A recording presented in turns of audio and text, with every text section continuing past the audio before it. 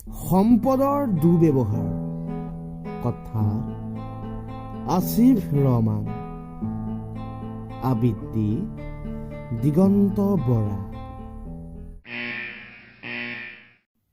অত্যাচাৰী হৈ জীয়াই আছো বিনষ্ট দিশে খোজ, জ্ঞানহীন আমি দানৱ হৈ ধ্বংসকাৰী প্ৰকৃতিৰ বুকুত। নিজা লাভৰ সুবিধাৰ্থে আজি সম্পদৰ বজাৰ, প্ৰকৃতিৰ বুকুত লাট মাৰি আসন লাগে লৰজাৰ। সম্পদসমূহ ধ্বংসৰ দিশে আমি, জ্ঞানহীন আমি মানৱতা প্ৰকৃতিৰ নুশুনো বাণী। একাংশ আজি মৌনতাক, একাংশক লাগে লাভ। পাহাৰৰ মাটি গছ কাটি প্ৰকৃতি কৰিছে নাশ।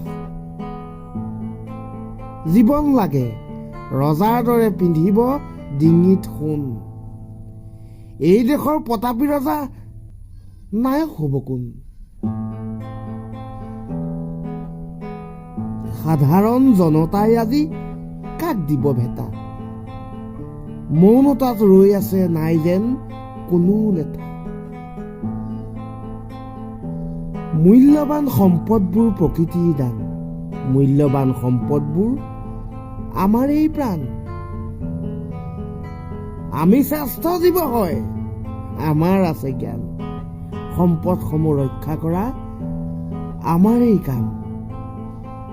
বাদ বিচাৰ বন্ধ কৰা দুৰ্নীতি, সম্পদসমূহ ৰক্ষা কৰা সকলোৰে দায়িত্ব আদৰ্শ নীতি।